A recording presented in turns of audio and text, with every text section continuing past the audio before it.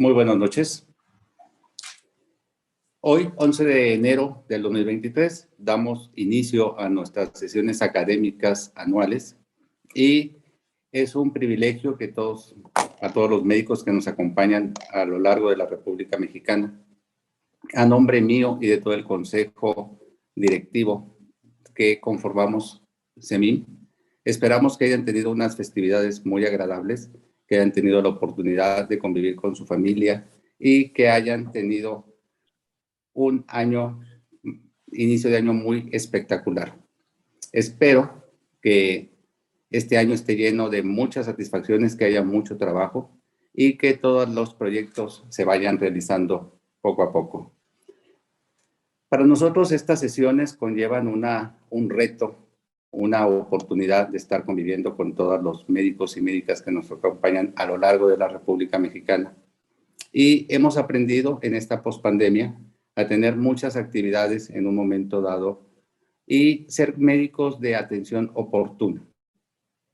Hoy esperemos tener la oportunidad de poder desarrollar esas habilidades en cierta medida como lo hemos ido desarrollando. Es por lo que hemos aprendido a tomar acciones rápidas. Y recientemente hemos visto en cierta medida en nuestro propio país situaciones que nos hacen pensar en cómo debemos de actuar en ciertas circunstancias. Hoy tenemos una ponencia que vamos a tener el honor de tener al doctor Juan Carlos Tinoco, quien es médico, infectólogo e internista del Instituto Nacional de Ciencias Médicas y Nutrición Salvador Subirán. Además, el doctor es jefe clínico de infectología en el Hospital General 450 de la Secretaría de Salud en el estado de Durango y jefe del Departamento de Infectología de la Facultad de Medicina de la Universidad Juárez del estado de Durango. Es para mí un privilegio cederle la palabra al doctor Juan Carlos Tinoco para que nos ilustre y nos comparta toda su experiencia sobre meningitis aséptica. Adelante, por favor.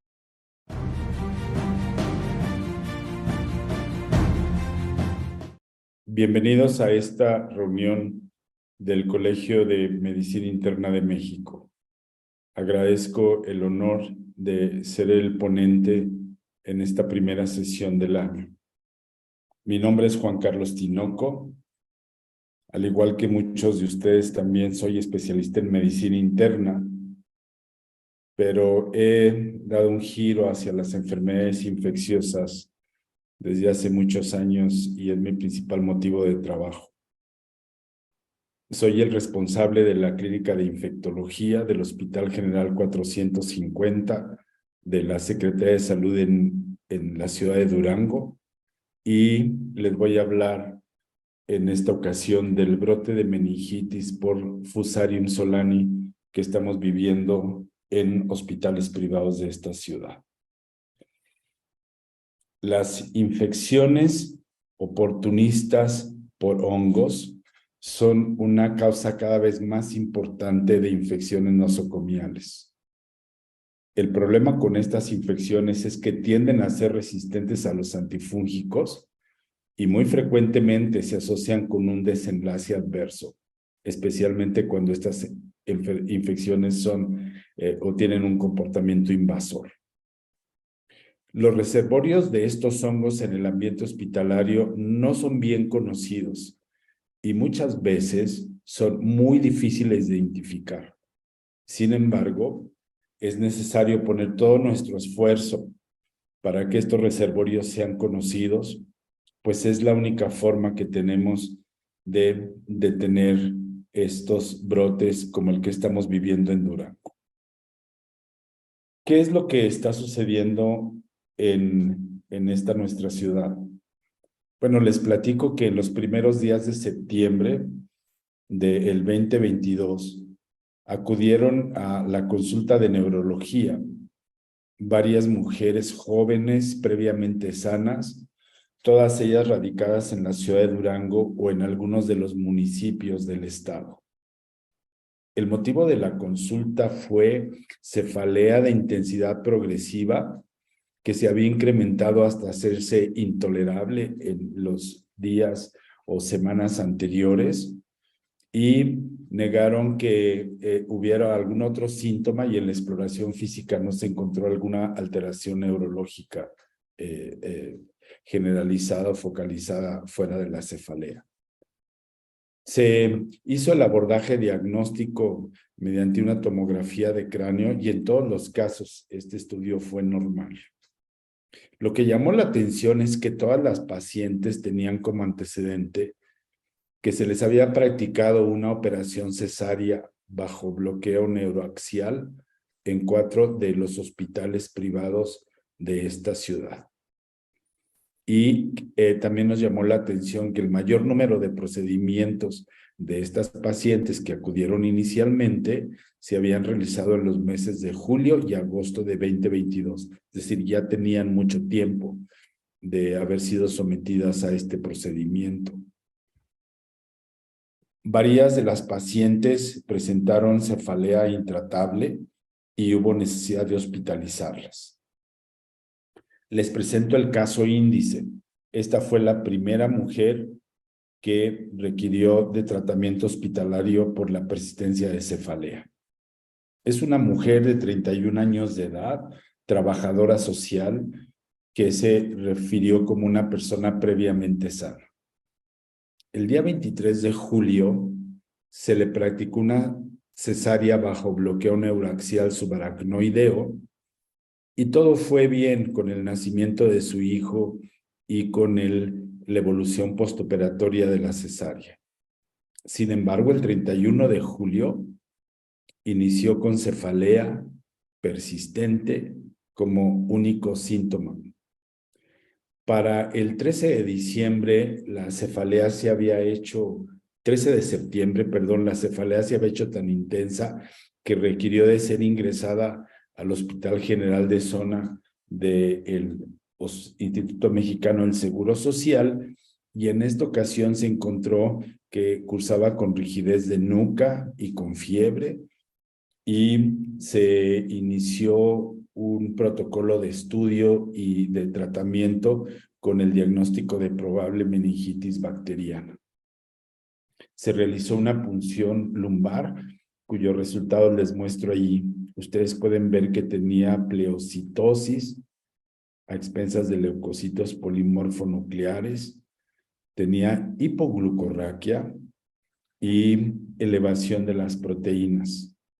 Ante este hecho, se inició tratamiento con ceftriaxona y vancomicina para cubrir la posibilidad de Streptococcus pneumoniae, pero como era una mujer en el puerperio tardío, también se incluyó ampicilina, pensando en la posibilidad de listeria. Y como en todos los casos que tratamos con meningitis bacteriana, se inició dexametasona a las dosis habituales. Ante el hecho de que los cultivos fueron todos negativos y que no había ninguna evidencia de una infección bacteriana, el abordaje se cambió a meningitis aséptica. Y entonces se realizaron una serie de exámenes de laboratorio que incluyeron una tinción de Gram, una tinción de tinta china, una tinción de Sil-Nielsen, que fueron negativas junto con el cultivo de líquido cefalorraquídeo para gérmenes piógenos habituales en los casos de meningitis bacteriana. El rosa de Bengala y el BDRL en líquido cefalorraquídeo también fueron negativos. Se practicó un panel para investigación de virus que causan meningitis o encefalitis, que también fue negativo, lo mismo que la PCR mediada por GeneXpert en el líquido cefalorraquídeo. Durango es una zona endémica de coccidioides y mitis. Total, se le practicó una serología que también fue negativa, y posteriormente se reportó el cultivo de Mycobacterium tuberculosis como negativo. En los familiares de esta paciente había el antecedente de enfermedades autoinmunes, de tal manera que también se practicaron anticuerpos antinucleares que fueron negativos, se midieron los niveles séricos de complemento que se encontraron normales, y también se practicó una tomografía axial computarizada de cerebro y una angioresonancia magnética de esta zona en la que no se encontraron alteraciones. Sin embargo, la paciente persistía con cefalea y cursaba con fiebre intermitente. Ante estos hallazgos y ante la imposibilidad de tener un diagnóstico de certeza, los médicos iniciaron tratamiento empírico con Dotval ante la posibilidad de tuberculosis, pero no se observó ninguna respuesta satisfactoria en las 2 siguientes semanas. El día 13 de octubre, la cefalea se exacerbó. Se practicó de forma inmediata una tomografía de cerebro que reveló una hemorragia subaracnoidea en la fosa posterior. Esto se fue complicando en los días siguientes, de manera que para el 6 de noviembre la paciente había desarrollado hidrocefalia, requirió de ventriculostomía y fue trasladada a una unidad médica de alta especialidad que para Durango corresponde la ciudad de Torreón.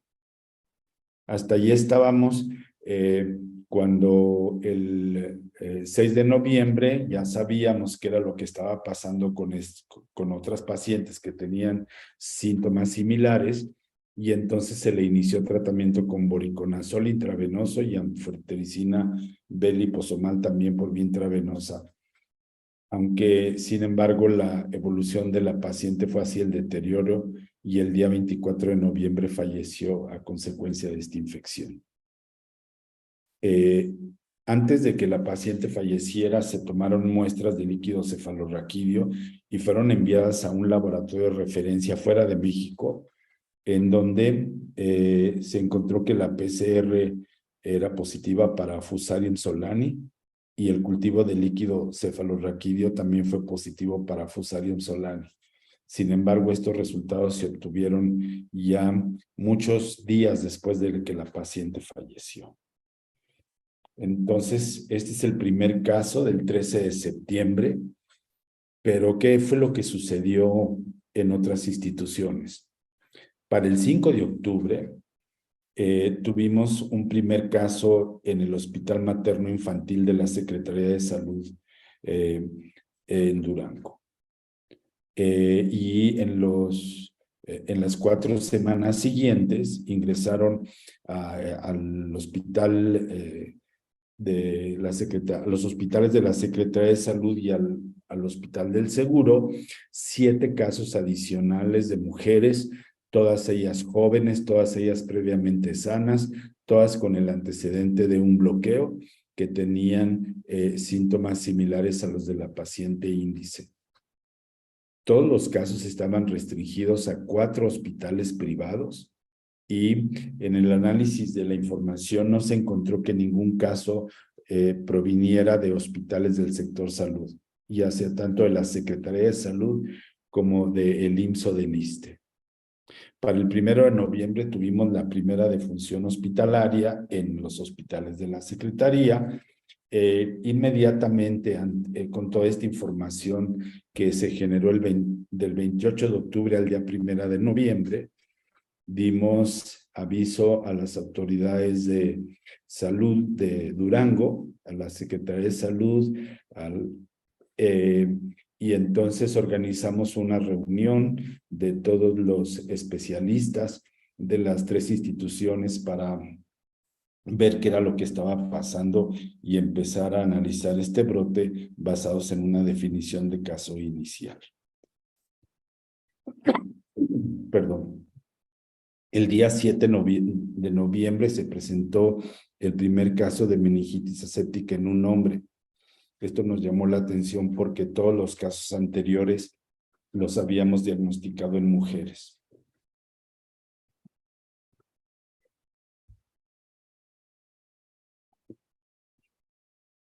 El día 9 de noviembre, en el laboratorio de microbiología del Hospital General de Durango, que está a mi cargo, logramos aislar un hongo.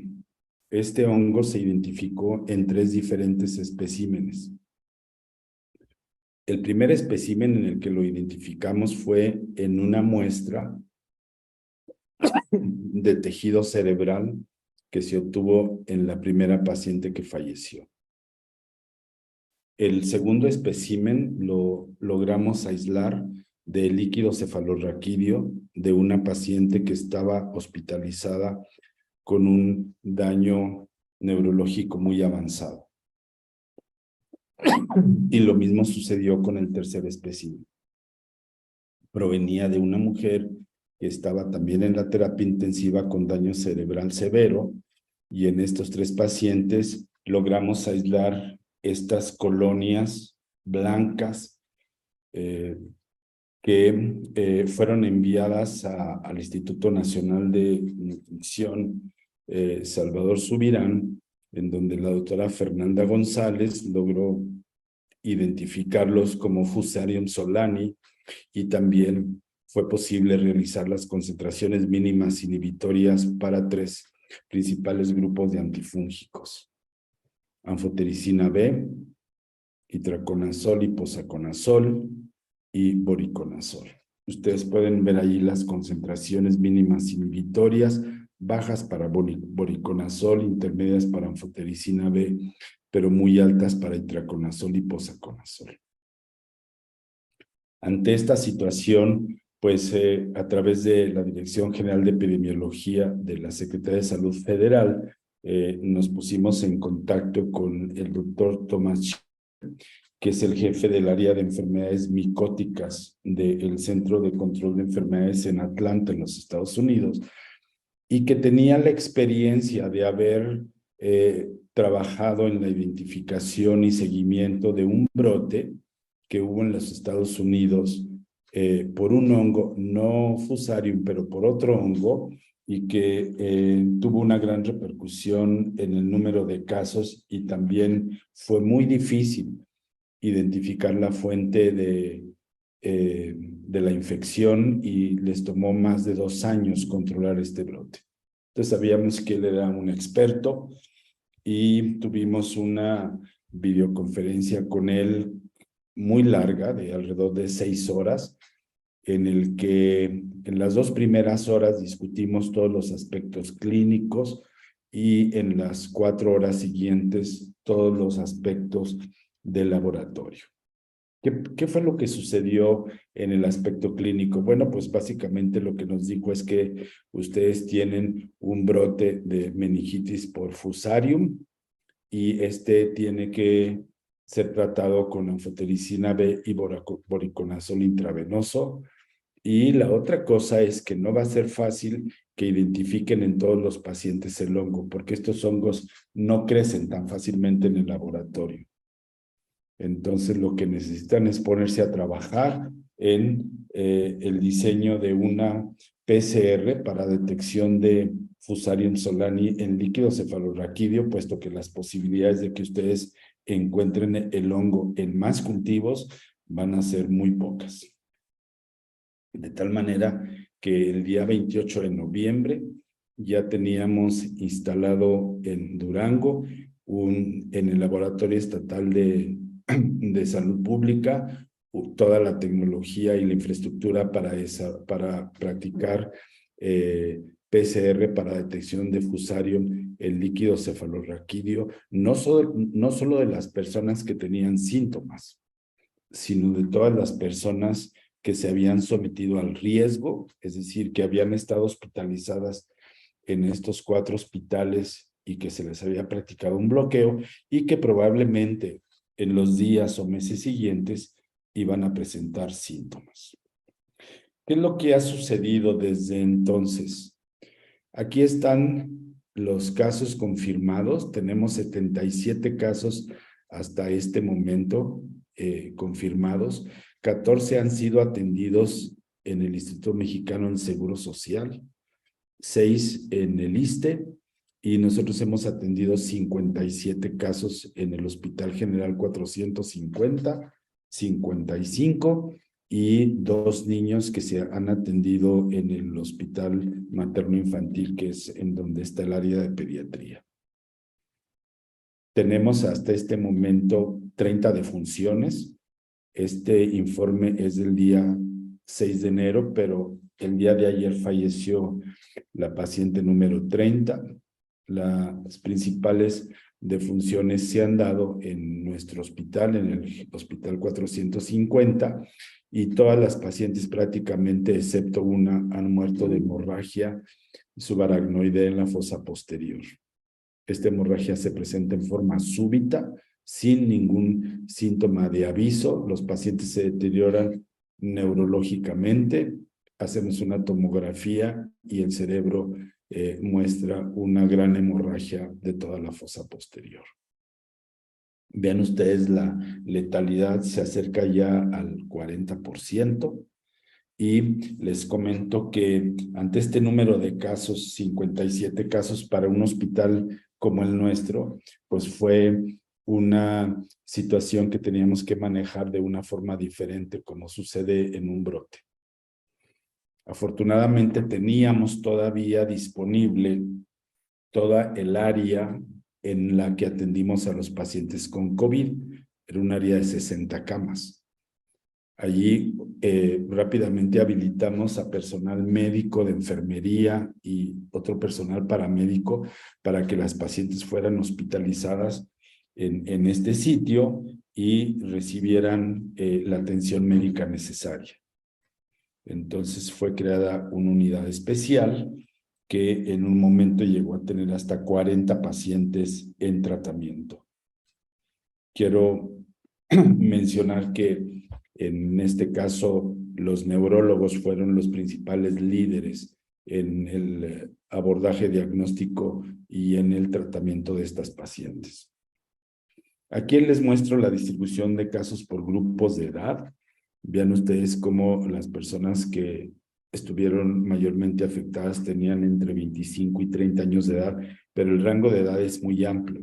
Tuvimos 2 niños que fueron sometidos a cirugías por problemas con los testículos, falta de descenso o rotación de testículo, y también tenemos personas de más de 40 años de edad. Algunas de ellas fueron sometidas a procedimientos ortopédicos o laparotomía exploradora, pero la gran mayoría de las pacientes tenían el antecedente de una cesárea.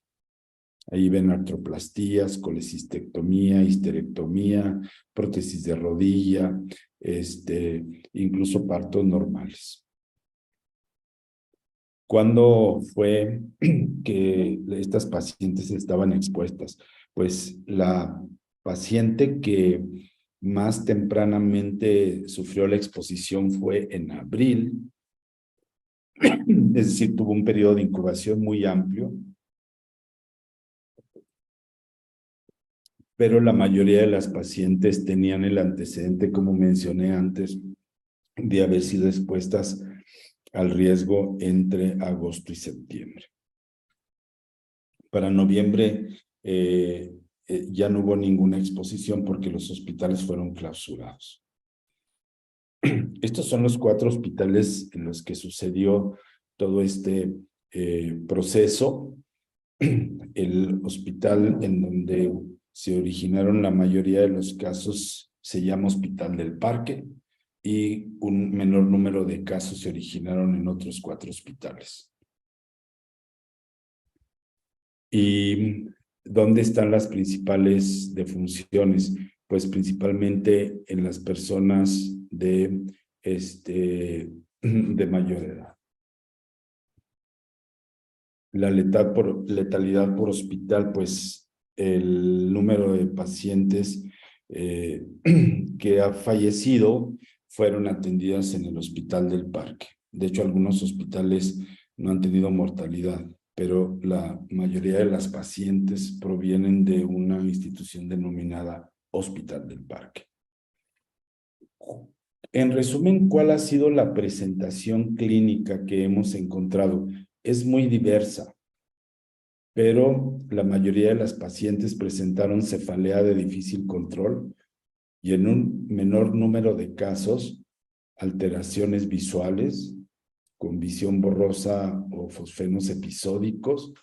También se presentaron 2 casos de encefalopatía, 2 casos presentaban diplopia, 2 casos ptosis palpebral derecha, También algunas pacientes presentaron rigidez de nuca que fue fluctuante, y llama la atención esto del síndrome medular y el síndrome radicular lumbar. Estas personas llegaron al hospital no por cefalea, sino por paraplegia. Tenían en la resonancia magnética de la médula un proceso inflamatorio muy extenso que afectaba un segmento muy limitado de la médula y que les estaba causando paraplegia.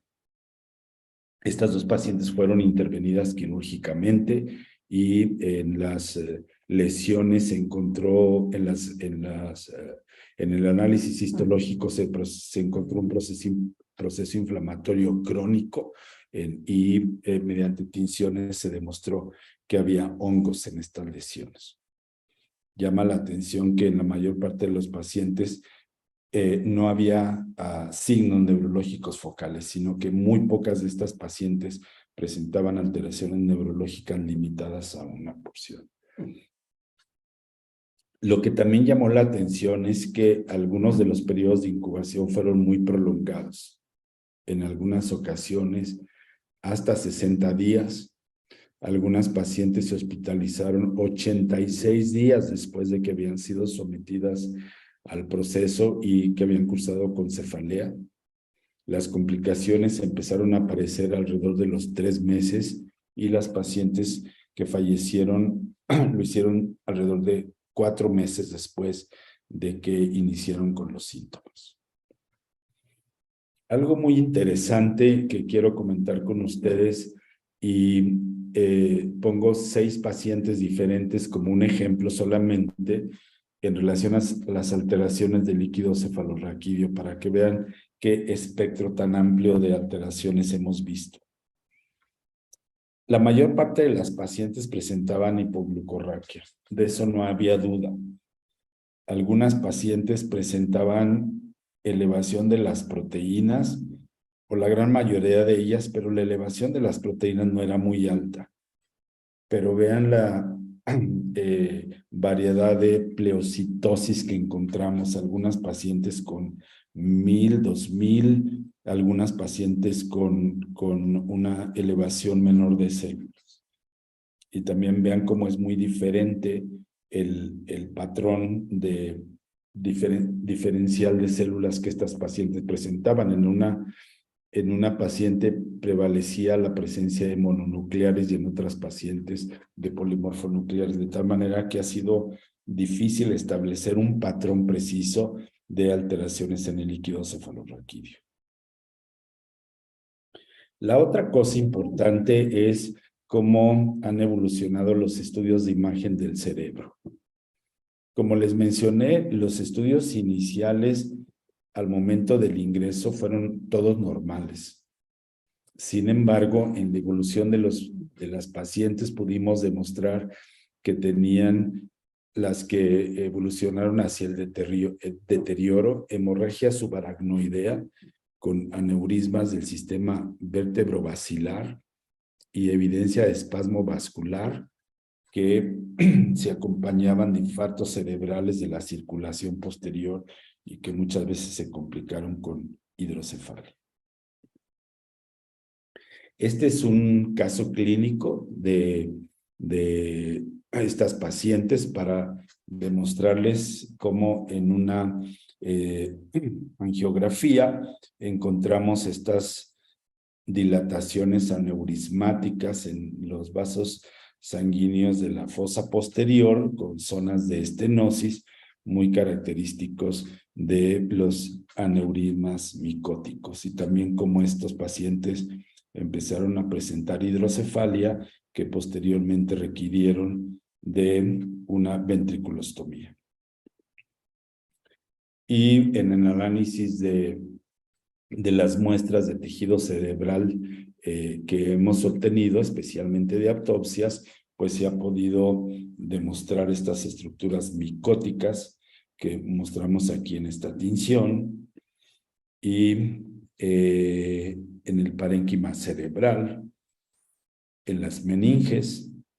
Estos hongos son característicos de fusarium, en la tinción de Grocott, también en el tejido cerebral, un infiltrado inflamatorio extenso con estas estructuras propias de los hongos, y también en la médula espinal, como les mencioné, en las pacientes que presentaron como manifestación clínica inicial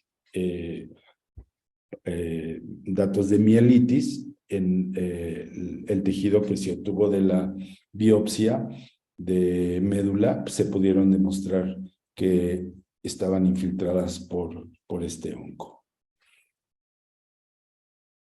Una vez que ya tuvimos toda esta información, lo que procedió a hacer fue diseñar un protocolo de cómo íbamos a atender a estos pacientes. Fue algo muy complicado, pero fue una tarea conjunta de neurólogos y de infectólogos y concluimos en 3 cosas importantes: que las pacientes deberían recibir en forma intrahospitalaria anfotericina B-liposomal y voriconazol, cuando menos por 6 semanas, y que las pacientes que estuvieran con una evolución satisfactoria podrían ser egresadas a su domicilio con un tratamiento a largo plazo con voriconazol por vía oral.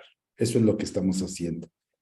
Tenemos cerca de 27 pacientes que ya se han dado de alta, que están asintomáticas, que están en su domicilio y que están tomando voriconazol por vía oral. Y discutimos mucho con muchos especialistas si estas pacientes deberían de recibir esteroides o no, ante el hecho de que estaban cursando con una infección por hongos. La conclusión es que sí deberían recibir esteroides y que el uso prolongado de esteroides quedaría a juicio del médico tratante, basado principalmente en la evolución clínica de la paciente. En algunos pacientes la evolución fue satisfactoria y pudimos disminuir las dosis de esteroides al mínimo, y en otras pacientes hubo que incrementar las dosis de esteroides a niveles más altos porque habían presentado complicaciones.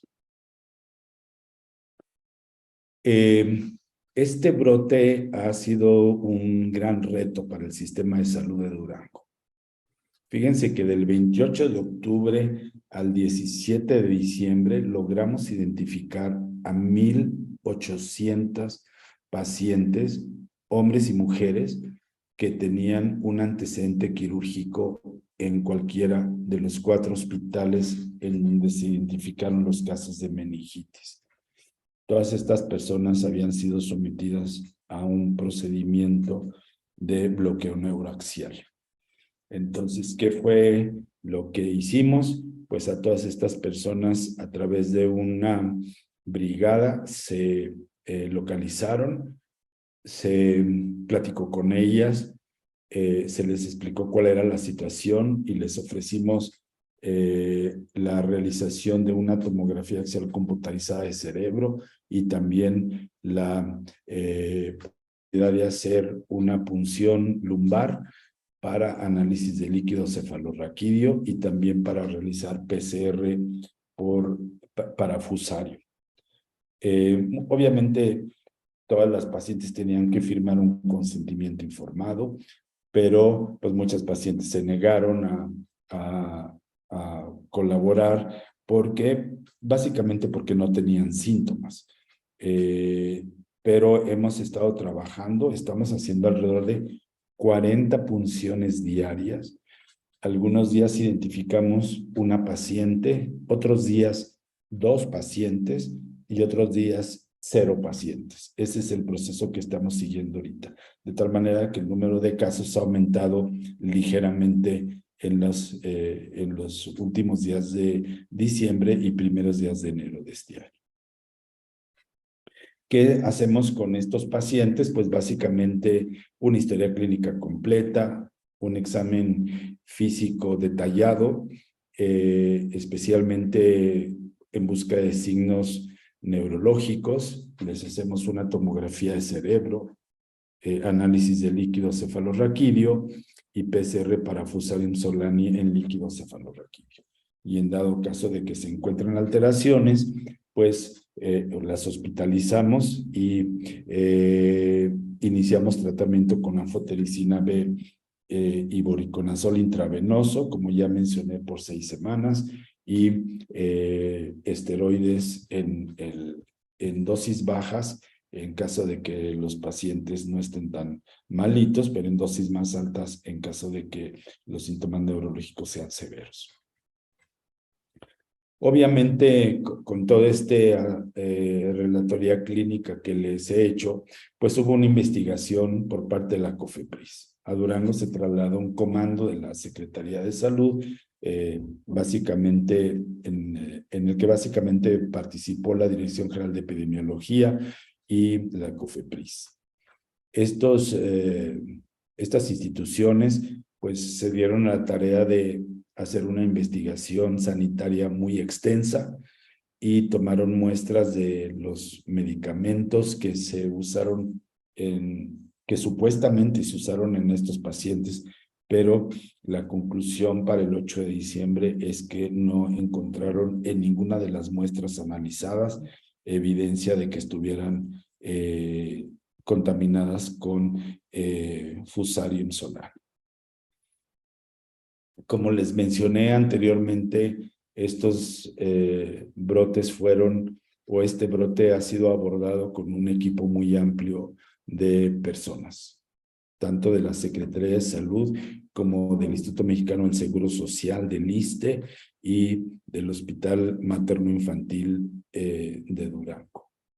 Aquí quiero resaltar el trabajo incansable de los neurólogos, de los infectólogos y también de médicos residentes de medicina interna, de los internos, de enfermeras y enfermeros que nos ayudaron o nos están ayudando junto con el personal médico y paramédico, trabajo social, camilleros, técnicos de radiología, los químicos, los técnicos de laboratorio que incansablemente han trabajado en el control de este brote. Y en especial quiero agradecer a la doctora Iracema Condo Padilla, que es nuestra directora de Servicios de Salud del Estado de Durango, nuestra secretaria de Salud local, que ha sido una líder ejemplar y ha soportado toda la presión de una forma impresionante. También quiero agradecer a la doctora María Fernanda González Lara, que es la jefa del Laboratorio de Microbiología Clínica del Hospital de Nutrición. Hemos recibido una valiosísima ayuda de parte de ella, tanto en la asesoría del abordaje microbiológico como en el aspecto clínico. Y en especial quiero agradecer al doctor Gabriel García Rodríguez, que es el titular de la Dirección General de Epidemiología, que ha estado aquí en Durango viviendo pues hasta por 2 semanas y ha sido un buen líder en toda la organización del control de este brote que ha sido una tragedia para la ciudad de Durango. Tenemos más pacientes, tenemos más personas que han muerto, pero estamos trabajando y algo que nos ha dejado pues una buena dosis de esperanza es que muchas de las pacientes están en su casa ya con tratamiento con voriconazol por vía oral. Hemos tenido algunas pacientes que han tenido que suspender el voriconazol por hepatotoxicidad, pero ahí la llevamos. Esto es la información que tenemos hasta ahorita. Teníamos la intención desde un principio de hacer un estudio de casos y controles para hacer un análisis más profundo de las condiciones de riesgo que pudieron llevar al desarrollo de esta infección. Sin embargo, no fue posible básicamente porque este brote se judicializó y la Fiscalía General del Estado tiene en sus manos todos los expedientes y nosotros no podemos tener acceso a mucha de la información que está en estos documentos, de tal manera que no ha sido posible hacer un estudio analítico más extenso, sino solamente un análisis descriptivo de la epidemiología de este proceso. Muchas gracias.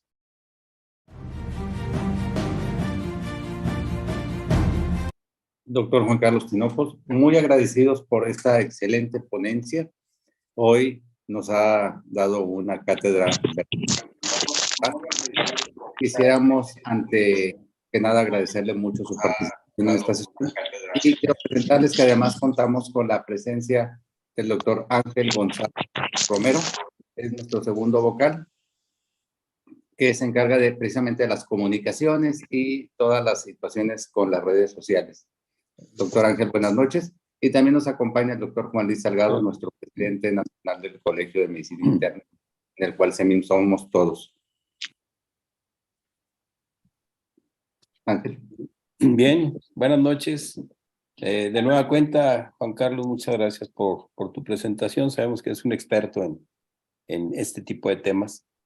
Yo quisiera hacer pues una evaluación más que nada en relación a, ahora que empezaron los casos, me puse yo a revisar algunos casos clínicos y me encontré un documento ahí donde se hizo una revisión de 11,700 autopsias en el Hospital General de México de manera retrospectiva. Ellos detectaron exclusivamente 75 casos donde solamente en 11 de ellos se pudo establecer un diagnóstico de manera oportuna. Y ahí aparecían pues las micosis más comunes, coccidioides, histoplasmosis, actinomicosis, mucormicosis, etcétera. Sin embargo, ninguna estaba relacionada como las que tuvimos aquí en Durango. Y obviamente los casos que se detectaron de manera oportuna siempre estaban relacionados con inmunosupresión. Entonces, en estos casos, no sé si, claro que pudo haber sido el efecto de la inoculación directa dentro del sistema nervioso central para provocar esta catástrofe en salud pública, pero no sé si pudiera haber algún concepto relacionado con inmunosupresión de estas pacientes. Sí, es un brote particular que revisamos extensamente la literatura. No hay ningún antecedente de un brote similar en todo el mundo relacionado a Fusarium solani en pacientes que fueron sometidas a bloqueo neuroaxial. En el brote que sucedió hace aproximadamente 10 años en Estados Unidos, fue otro hongo, Exerogilum rostratum, que estaba relacionado con la contaminación de una fábrica de una compañía envasadora de esteroides en Framingham, en el área de Boston, y que había sido aplicado a un número muy grande de pacientes para diversos motivos en diversos sitios y que presentaron una serie de alteraciones desde lesiones focales a lesiones invasoras. Pero esta es la primera vez en todo el mundo que sucede un brote similar a estos.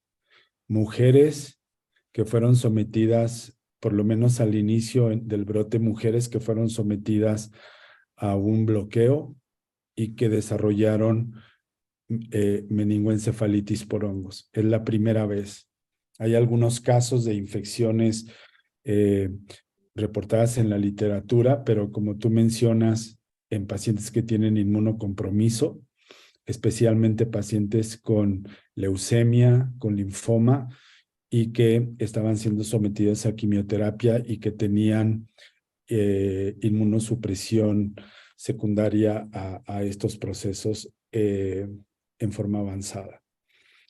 Ciertamente la mujer embarazada se puede considerar como una persona con inmunocompromiso, pero llama la atención que muchas de las pacientes ya estaban en el puerperio tardío, cuando probablemente la inmunosupresión ya no jugaba un papel importante. Aquí definitivamente lo que sucedió fue una contaminación de los medicamentos que se usaron en el bloqueo neuroaxial. El problema es que no lo hemos podido demostrar. Como tú sabes, el caso se judicializó y la gran mayoría de los expedientes están en poder de la Fiscalía del Estado y nosotros no tenemos acceso a esa información.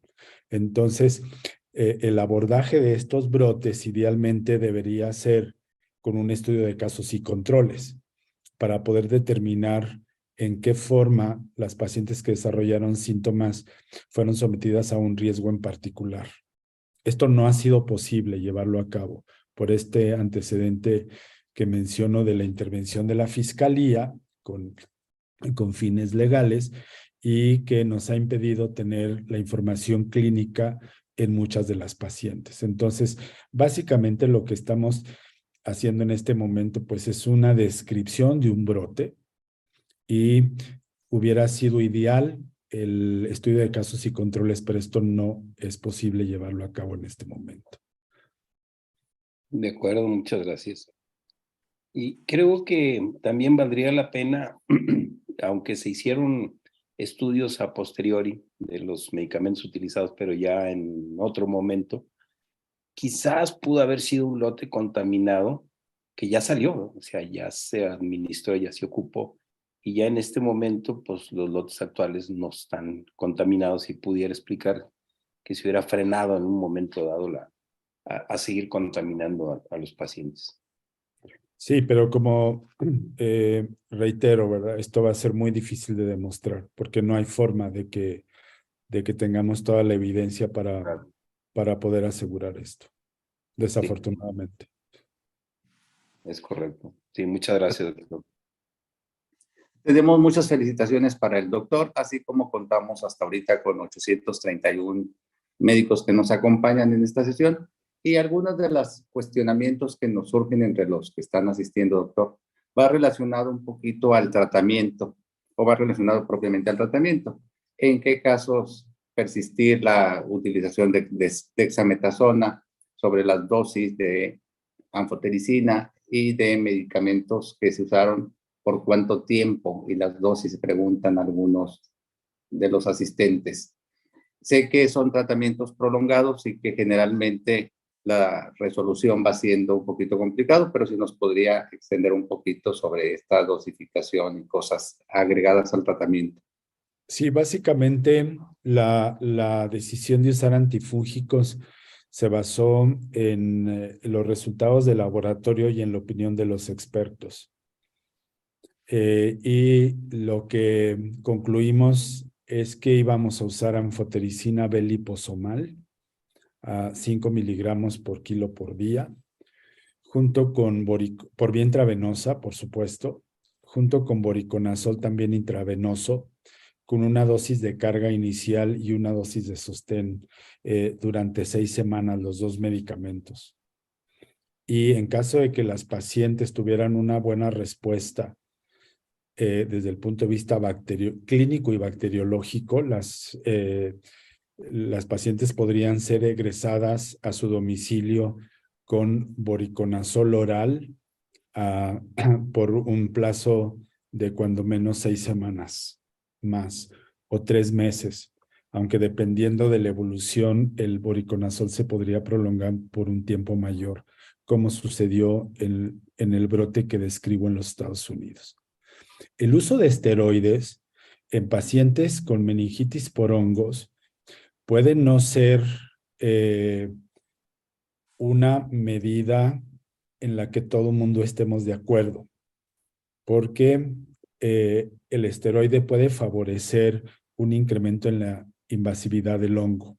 Sin embargo, comentando con varios expertos, entre ellos el doctor José Luis Soto del Instituto Nacional de Neurología y otros médicos, ellos nos recomendaron que sí usáramos esteroides, que inicialmente los usáramos a las dosis que habitualmente usamos en meningitis bacteriana, que son 8 miligramos intravenosos cada 8, y eso fue lo que hicimos, aunque tratamos de reducir la dosis lo más pronto posible para evitar que la infección progresara. En algunas pacientes que se suspendieron los esteroides, los síntomas recurrieron y los neurólogos tomaron la decisión de reiniciar los esteroides. Entonces, en esas estamos, un poco decidiendo o tomando decisiones en base a la evolución clínica.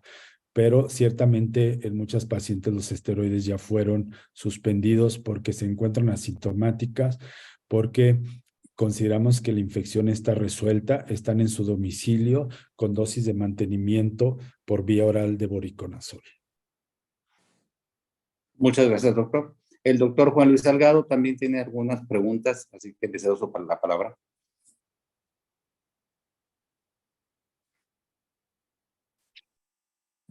Ha apagado su micrófono, doctor Salgado.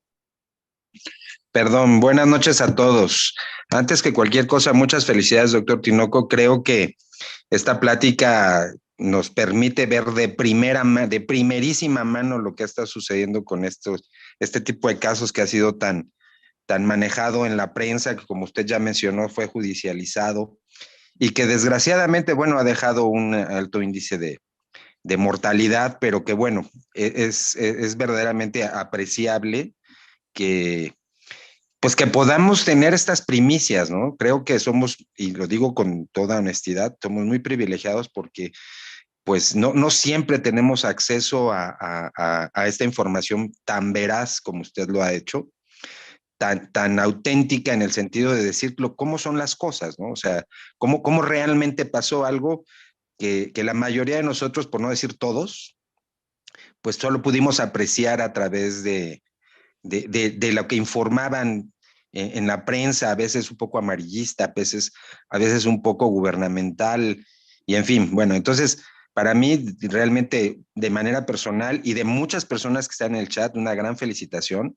Les ha parecido admirable cómo definieron y enfrentaron estos casos, ¿sí? Que definitivamente atacaron de manera muy rápida y en un lapso muy corto, y pues nos pusieron en jaque, ¿no? Porque de inicio incluso se pensó en la posibilidad de cosas tan extrañas y tan letales como lo resultó el COVID, ¿sí? Todo esto, bueno, pues evidentemente al paso de los días, pues se convirtió ya en información de trasmano. Entonces, muchas gracias por darnos esta primicia y sobre todo por esa claridad en cuanto a la manera de expresarlo de forma tan sucinta. Hay tres preguntas que nos hacen. Quiero comentar que adicional a los 831 personas que están conectadas acá, tenemos más de 250 personas que están en los Estados Unidos, en Perú, en Perú, en Colombia y en Bolivia también. Entonces, tenemos una audiencia de más de 1,000 personas que están muy interesadas en saber esto. Y en específico, las preguntas vienen del doctor Torres Viloria, del doctor Fuentes Venegas y de la doctora Carolina Giselle. La primera de ellas es, ¿por qué determinaron 6 semanas de tratamiento? Diría yo de voriconazol y bueno, pues el de la afotericina sabemos que es limitado, pero ¿por qué voriconazol? La segunda es, ¿cómo considera usted que COFEPRIS vaya a abordar estas cosas para determinar las causas? Y la última es si se realizó un control microbiológico para corroborar la negativización de los cultivos en líquido cefalorraquídeo, ¿sí? Y una adicional que es, si este esteroide se indica independientemente del resultado microbiológico. Sí, bueno, en relación al abordaje terapéutico, ¿de acuerdo? El doctor Chilis y algunos otros expertos, como el doctor Ostrowski de Houston y la doctora Corso en Londres, nos recomendaron que el tratamiento se prolongara por 6 semanas por vía intravenosa y a las dosis que habitualmente se manejan de anfotericina, liposomal y voriconazol.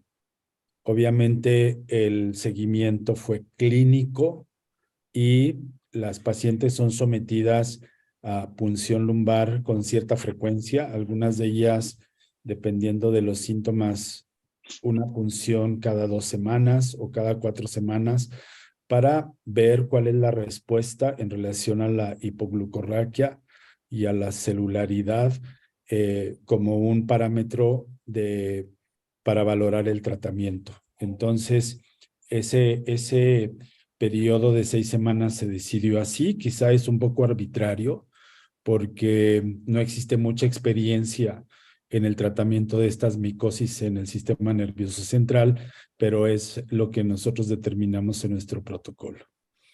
Obviamente se da tratamiento únicamente a las pacientes que tienen síntomas, pero también a pacientes que fueron localizadas a través de la pesquisa y que se les realizó una punción lumbar y mostraban pleocitosis con hipoglucorraquia en el análisis de líquido cefalorraquídeo inicial, y para evitar que estas pacientes desarrollaran una lesión cerebral más avanzada, como en el caso de la vasculitis de la base del cerebro, se iniciara el tratamiento en forma temprana, y así lo estamos haciendo.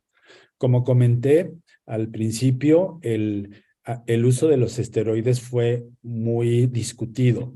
Estuvimos varias horas con inmunólogos, con infectólogos, con neurólogos, tratando de tomar una decisión definitiva en relación al uso de esteroides.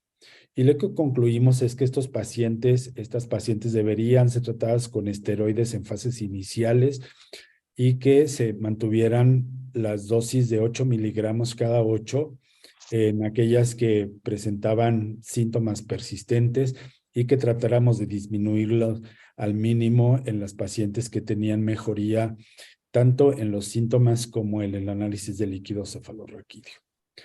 En todas las pacientes que se inició tratamiento teníamos una PCR para Fusarium positiva. El aislamiento de Fusarium en el líquido cefalorraquídeo no es fácil. Este hongo no crece con facilidad en los medios de cultivo habituales que se usan en los laboratorios de microbiología en forma rutinaria, de tal manera que solo hemos logrado aislar el hongo en 4 pacientes. Les comento que hemos hecho el cultivo bacteriológico y micótico en más de 600 líquidos, y solo hemos encontrado el hongo en cultivo con las colonias visibles en 4 pacientes. Pero esto ya sabíamos que iba a suceder, ya nos los habían dicho. Por eso nos recomendaron que nuestro método diagnóstico primordial fuera la cuantificación o la detección por PCR de Fusarium solani en el líquido cefalorraquídeo, porque ya sabíamos que no nos podíamos basar en los cultivos para tomar decisiones terapéuticas. Quedaría pendiente nada más, ¿cómo cree usted que sería el abordaje de COFEPRIS para determinar la causa?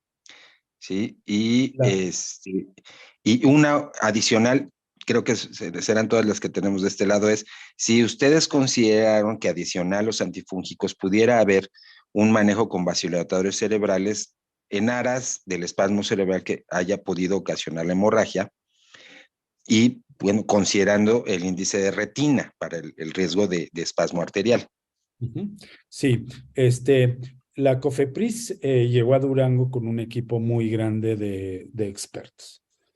Ellos hicieron una pesquisa muy, muy profunda, revisaron todos los hospitales implicados, todas sus prácticas, expedientes, el registro de los medicamentos que se usaban en forma rutinaria, los lotes que estaban implicados, y finalmente la conclusión, después de toda una investigación que fue muy profunda, es que no pudimos demostrar, o ellos no pudieron demostrar, que algún medicamento estuviera contaminado con hongos.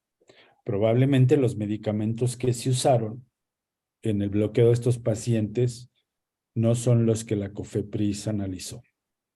Probablemente estos medicamentos ya no estaban disponibles cuando la COFEPRIS intervino en estos hospitales.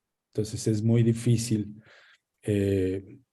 especular acerca de esto, pero no tenemos en este momento ninguna conclusión de cuáles fueron los medicamentos, si fue la bupivacaína o la morfina o los dispositivos que se usaron para aplicar estos medicamentos. No sabemos. Y la otra pregunta es en relación... Vasodilatadores, índice de retina para el riesgo, y, como preventivos adicionales a los antifúngicos. Sí, no, solamente esteroides estamos usando.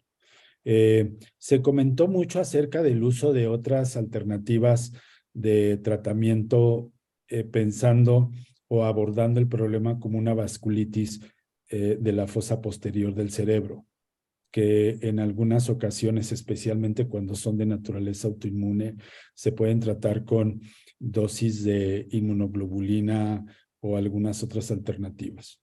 La conclusión a la que llegamos es que los pacientes deberían ser tratados con antifúngicos y esteroides como tratamiento base de estos problemas.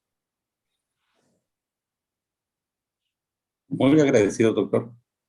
También nos hacen preguntas sobre algunos otros estudios diagnósticos que se pudieran realizar, como en qué tantas frecuencias se hace la punción lumbar para determinar cambios en el líquido cefalorraquídeo, o si se determinaron alguna al inicio TAC normal o una complicación mayor de hemorragia, realizando angioresonancia o algún otro estudio para ver la evolución. Sí, básicamente estamos usando tomografía axial computarizada y angiotomografía con resonancia magnética en las pacientes que presentan algún signo neurológico grave, la angiografía, pero en general estamos sometiendo a las pacientes únicamente a punción lumbar, que es periódica, que se hace entre 1 y 2 semanas de espacio entre una y otra, para dar seguimiento a las alteraciones del líquido cefalorraquídeo. Y obviamente se usaron otros métodos de imagen en aquellas pacientes que presentaban complicaciones. Doctor Ángel. Bien.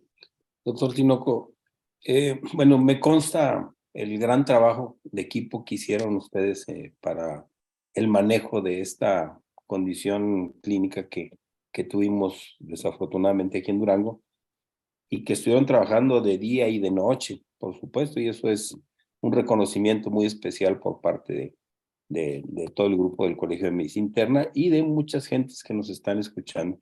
Como ya dijo el doctor Juan Luis, tenemos gente de Estados Unidos, de gente de Sudamérica, y creo que eso es una cuestión muy valiosa que en algún momento dado, incluso ellos nos estaban preguntando de la evolución de este tipo de problema que tuvimos aquí en Durango.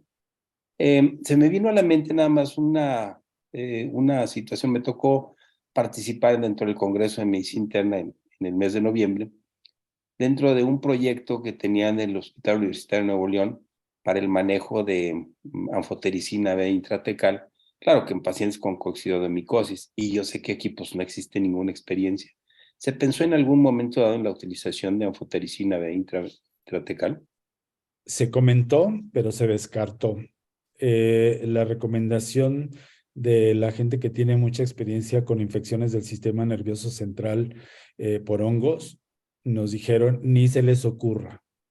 Van a producir un fenómeno inflamatorio más severo, porque este tipo de medicamentos, especialmente anfotericina, es irritante, va a exacerbar la patología de base. Entonces ni se les ocurra. No hemos administrado a ninguna paciente por vía intratecal ni ningún antimicótico. Gracias, doctor. Hacen un comparativo y hacen una referencia sobre a una epidemia que hubo en el 2022 en España sobre un hongo relacionado a la cándida, parasilosis, y nos hacen preguntas si tiene alguna relación o algo que ver o alguna asociación con este evento ocurrido aquí en México. Sí, este evento es producido básicamente por Fusarium solani. No, Fusarium solani es un hongo filamentoso, a diferencia de la cándida, que es una levadura. Estos hongos filamentosos son más agresivos y son mucho más difíciles de tratar porque son muy resistentes a los antibióticos, perdón, a los antifúngicos. Bueno, la anfotericina B de hecho es un antibiótico, pero lo usamos como un antifúngico. Son muy resistentes. Entonces, no hay ninguna relación, pero sí nos dimos a la tarea de cultivar todos los líquidos, buscando la posibilidad, analizando la posibilidad de que hubiera otros hongos que estuvieran participando en esto. Se hizo un análisis de metagenómica en un laboratorio especializado y lo único que encontraron ellos al hacer la secuenciación del líquido cefalorraquídeo de una paciente es que había otro fusarium que no es solani. Y por lo demás, no hemos podido demostrar que haya la participación de otro hongo, aunque en los brotes de infecciones por hongos que se han descrito en la literatura en los últimos 10 años, sí han encontrado que en algunos casos hubo participación de más de un hongo en la infección. De cualquier forma, nosotros decidimos este tratamiento porque también cubría otras posibilidades de infección por hongos, entre las cuales pudiera encontrarse Aspergillus, por ejemplo, ¿verdad? Entonces, en ese sentido, no hay ninguna relación con levaduras. Estos son hongos diferentes que son filamentosos, que son más agresivos y que son más resistentes a los medicamentos que actualmente tenemos disponibles. Gracias, doctor. Siempre es un dilema estas situaciones epidémicas o endémicas que se nos van presentando durante el tiempo, y siguen continuando las felicitaciones y todo un reconocimiento al personal que se vio involucrado en en este evento que le tocó vivir en esta situación a Durango y que esperemos ya vaya resolviendo. Hay algunas otras preguntas por ahí, pero se las hacemos llegar para poder en un momento dado continuar y hacérselas llegar a nuestros participantes. No me queda más que agradecerle tanto a usted, al doctor Ángel, su participación en esta sesión, y quisiera ceder la palabra al doctor Juan Luis Salgado, presidente del Colegio de Medicina Interna de México en esta gestión 2023. Adelante, doctor.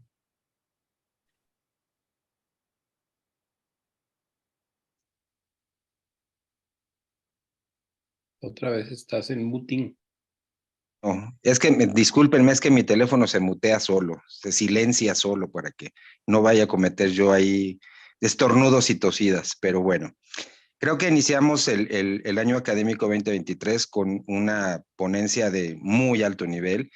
Creo que lo más relevante en todo esto es el hecho de que, pues, como lo dije hace un momento, el doctor Tinoco nos está hablando de lo que ellos realmente están haciendo con pacientes que nosotros no tenemos ese contacto. Antes de cerrar la sesión, hay un par de preguntas que son muy repetidas, y solamente para esto quisiera preguntar al doctor, ¿en qué áreas del hospital se generaron cultivos? El hecho de que si los pacientes en Durango siguen corriendo el riesgo de tener participación en el brote. Y hay un comentario que me pareció muy interesante, el hecho de que probablemente esto pudiera haber estado en las jeringas, porque este hongo, comentan aquí que tiene una predilección por los plásticos. No sé usted qué opine. Y los Sí. teléfonos celulares también como fuente de contagio, ¿no? Sí, bueno, la COFEPRIS hizo un muestreo ambiental y era esperable que en los quirófanos y en las áreas muy húmedas del hospital encontraran hongos. Esto no es una cosa que deba sorprender a nadie, ¿verdad? Porque ustedes saben que estos hongos y muchas bacterias como Acinetobacter y Pseudomonas, se encuentran en los ambientes hospitalarios que son calientes y húmedos. Yo creo que estos hallazgos de algunos hongos, entre ellos Fusarium o Aspergillus en el medio ambiente, no tienen relación con este brote. Si estaban en el medio ambiente, ¿cómo es posible que hayan llegado al líquido cefalorraquídeo de las pacientes afectadas? Estos hongos fueron inyectados en el líquido cefalorraquídeo, ya sea a través de medicamentos que estaban contaminados o también, como mencionó la persona en su pregunta, a través de dispositivos a través de los cuales estos medicamentos se aplicaron. Desafortunadamente, este análisis no va a ser posible llevarlo a cabo porque los hospitales fueron clausurados, están bajo resguardo de la Fiscalía del Estado. Nadie puede tener acceso a estos sitios y todos los expedientes fueron requisados y están en manos de la Fiscalía. No podemos accesar a ninguna información derivada de este brote que ha manejado la Fiscalía, incluyendo las autopsias. Algunas de las autopsias se hicieron en nuestra institución y por eso tenemos material disponible, pero ni siquiera los resultados de las autopsias están disponibles para conocimiento, digamos, de los médicos que estamos tratando esto, ¿verdad? Porque es un asunto legal y como ustedes saben, dentro del debido proceso, esta información se mantiene totalmente confidencial. Muy bien. Pues muchísimas gracias, doctor Tinoco. Realmente, insisto, y no me cansaré de decirlo, una plática pues muy particular, porque de verdad no siempre tenemos la oportunidad de, sobre todo en este tipo de situaciones tan, ¿cómo le diré?, tan complejas, de que alguien que sí estuvo ahí nos diga las cosas. Y eso le da mucha veracidad a esto. Y aprovecho para comentarles a todos que, bueno, a este inicio de año, la gestión 23, estamos trabajando a marchas todos los días estamos dedicando mucho tiempo para buscar la excelencia. Espero que durante este 23 todos ustedes encuentren que el trabajo que se hace muy satisfactorio. En el Colegio de Medicina Interna tenemos todos el objetivo de servir a los internistas del país, de hacer que las cosas sigan siendo tan buenas como son y aún mejores. Nosotros, toda la mesa directiva, les enviamos una grandísima felicitación. Esperamos que tengan muchos motivos de felicidad, que tengan lo mejor en sus vidas y que todo lo que ustedes esperan este año lo reciban. Realmente para nosotros es un honor y hablo por todas las personas que estamos trabajando, es un honor estar en donde estamos, tener la oportunidad de hacer las cosas que estamos haciendo y esperamos que dentro de 11 meses ustedes lo puedan ver. Obviamente saben que tenemos en la puerta eventos muy importantes. El primero es el Congreso Mundial de Medicina Interna que se llevará a cabo en Punta Cana. Ahí está la información en la página de CEMIM. ¿Sí? Todavía hay espacio, todavía hay lugar en los hoteles si alguno de ustedes desea hacerlo. Pueden comunicarse al colegio y con mucho gusto les damos las directrices. ¿Sí? El Congreso Mundial tiene un descuento especial para los colegiados del Colegio de Medicina Interna, que es un 20% de descuento, que esto en un colegio es una deferencia importante de la doctora Claudia Arias. Ella iba a estar con nosotros acá, pero bueno, lamentablemente tuvo una situación personal y seguramente en una ocasión muy próxima, porque el congreso es del 5 al 9 de febrero, pues estará platicando con nosotros. De veras, para mí es... Quiero agradecer, doctor Salgado, a los demás miembros de su mesa directiva, la oportunidad para estar esta noche con ustedes y platicar efectivamente de esta situación que creo que no forma parte del común de discusión de la medicina interna en general, ¿de acuerdo? Pero creo que es un muy buen ejemplo de algo que no debe volver a suceder en México, ni en ninguna otra parte del mundo. Eso creo que es la enseñanza más importante que debemos de llevarnos esta noche, que tenemos que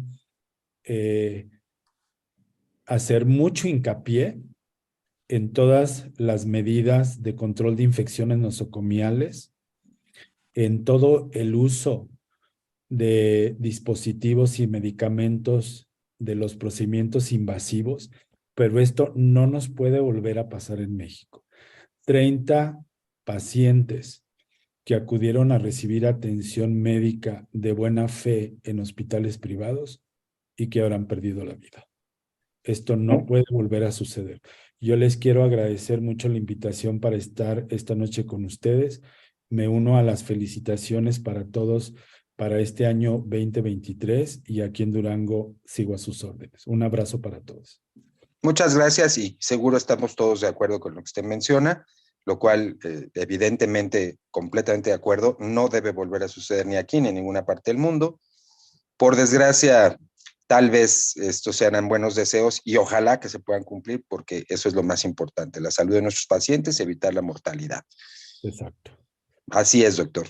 Y antes de que se vaya, nada más quisiera terminar con, con este mensaje. Tenemos, como ustedes saben, ya las nuevas cuotas en la página. Tenemos los eventos por venir en junio en Guadalajara y en Cancún en noviembre. No tengo más nada que decir en este momento, más que agradecerle a todas esas más de 1,000 personas que tuvieron el interés y que seguramente, estoy seguro, y perdón que lo repita, que están muy satisfechos con la plática de hoy. Doctor Tinoco, le agradezco en todo lo que vale que nos haya inaugurado las sesiones académicas del Colegio de Medicina Interna. Creo que podemos darnos un gran aplauso porque fue una extraordinaria selección del doctor Ángel González y espero que los que están ahí detrás de las cámaras, ¿sí?, sepan que y compartan conmigo lo que estoy diciendo. Yo al menos así lo siento y seguro estoy, repito, de no equivocarme que los demás lo piensan igual. Muchas gracias a todos, buenas noches de mi parte y les cedo la palabra a los moderadores de esta noche. Sí, Juan Carlos, de nueva cuenta agradezco el hecho que has permitido estar con nosotros, conocedores de que eres un experto en el manejo de enfermedades infecciosas. Y no de ahorita, sino de siempre. Quiero agradecer a todo el equipo que en realidad ha trabajado de una manera extraordinaria en el manejo de esta condición médica, que pues, nos puso en jaque a todo el país, no nada más en Durango. Y esperamos contar contigo en alguna condición o una situación posterior, quizás, ¿verdad? Pues a lo mejor para finalizar esta enfermedad y que pues ya diéramos unos lineamientos generales y finales y un resumen pues de todo lo que sucedió en Durango, que pueda servir no nada más a la comunidad aquí en México, sino también a los que nos escuchan en otras latitudes del mundo. Y muchas gracias, Juan Carlos, gracias a todo el equipo y muy agradecidos y excelente presentación. Gracias, buenas noches. Buenas noches. No me queda más que cerrar esta sesión y agradecerle a todos nuestros participantes, especialmente al doctor Tinoco, una cátedra de todo un verdadero profesor, y pues esperemos volver a contar con su presencia. Gracias a todos los que se pudieron conectar a lo largo de la República Mexicana y el extranjero, y les recuerdo, nuestra próxima sesión será el 25 de enero. Tendremos una transmisión especial desde la ciudad de Guadalajara. Excelente noche, estamos en contacto. Y recuerden, CEMIM somos todos. Buenas noches.